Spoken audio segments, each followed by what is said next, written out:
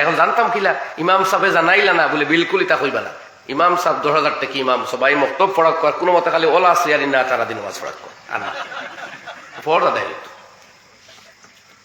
আপনি টেকা করছি তা না আর বালা খানি খাইতা, কুরবানিও করতা না, মেহনতও করতা না, জন্য ফাইলিতা, এটা তো বড় মতলবী কথা। এক ইমাম নমাজও পড়াইতা, হরুতাও পড়াইতা, ঈদও পড়াইতা, সব বরাত, সব কদর, 27 জনজা সারাটা টাইম করাইতা আর বেতন 10,000। বাহ, এটা কোন ডিউটিটা কত খান আপনি কোনটা? কাজে ইমাম সাহেব খুব বলে আমারে ওটা ভিআইপি নমাজ হিকাক না কিছু ভিআইপি নমাজ বলে টেকা কত দিবাই বলে আরো 10,000 বেতন দিব। ও হিকাক ইমাম সাহেব 20,000 পেলে তানো আর বাড়িতে খেত করা আলু সদু বাইঙ্গন আর ও আপনার ইটা লাগতো নাই, মানে তো বেটার আলুরও দরকার, সদু বাইঙ্গনেরও দরকার, ডুলা ভাতা নাগা ডুলা মাত্র 4 টাকা 20 টাকা। বাস্তব কথা। এখন তাই যদি খেত লাগবে না 20 টাকা করে নাগা ডুলা আর ডুলা ভাতা 20 টাকা দিয়ে নিতে বাদ খাইতা খাইতা কিতা দিই।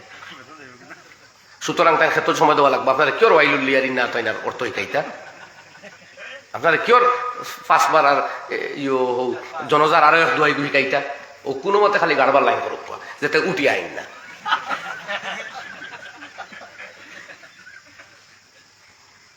তো ঠিক আছে না, পয়সা বাঁচাই আর তো আসলে আমরা গারো যাইয়া, আসলে আমরা গারো যাইয়া বরবাদ হইয়া দিন হিকবালাই কোনো খরচা করলাম না। হায় রে হায় হায়, হামসায় 100 টাকা দেড় ওগুন দিয়ে দিন হিকিলতাম।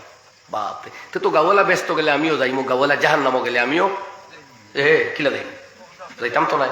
তো বাসবার পথ করতাম বলে গাওয়ে দেও তোমরা 8,000 আমি আরো 2,000 দিলে ইমাম সাহেব আমার খালি 8টাই তুমি তো অর্থ সহি খাও, তো নমাজ আন্তরিকতা আইব। আমার এই না নাস্তা ইনু কাগুর মানা হইয়া দেও। তো ইমাম সাহেব কোন জমারাত পড়িস লাইটা কিতাব তোমার সাথে সাবমিট করি আইসই তার করে ওইটা নাই তাই 4-5 হাজার টাকা দিয়ে আনুক ওটা কিতাব। এক কিতাবর কি পরিমাণ দাম, দাম করলাম আমি ও সৌদির থেকে আনাইছি আসলে তফসিরে কুরতুবি এবং শরহুত তাহাবি আল আকিদাতুত তাহাবিয়া, এরপরে যা দাম এটা। এখন ইমাম সাহেব 10,000 দিয়ে কিতাব লইতানি না ফেট বসাইতা আর আপনার হিকাইতানি হোক ভিআইপি ওটা বিলকুল না, ও নর্মাল করে হিকাইবা। তাই নো হয়তো বোধ শব্দের অর্থ ফাউরি হারছে, চাইতে হইলে কিতাব লাগবো না খালি টিভি চাইয়া মোবাইলে হয়ে যাবেন। এখন তো আপনারা বুঝবেন মোবাইলে হয়েছিল তো খাইলে শোনা জিকাইতরা বলে হুজুর মোবাইলও শুনলাম অতদিন শিকিলাম ইন্না নাস্তা আইনুকা উইতিরন নামাজও পড়িতাম, এখন এই বেটায় হয় ফজরের নামাজও পড়িতাম মোবাইল ও দেখছি।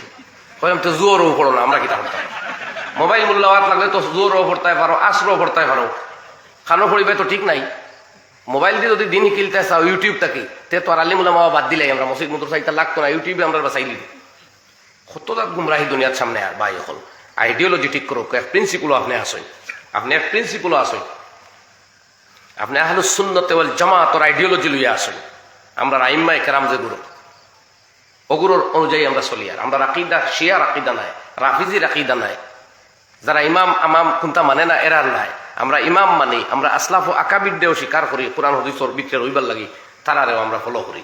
বলার ইমা আপনি আগে দেখো আপনি কোন প্রিন্সিপল। দুনিয়াত বহুত মানুষ আছে তারা কোনো ইমাম টিমাম মানে না, তো স্টাডি করলে দেখবো আবার তারা মানে হয়তো আপনি জানেন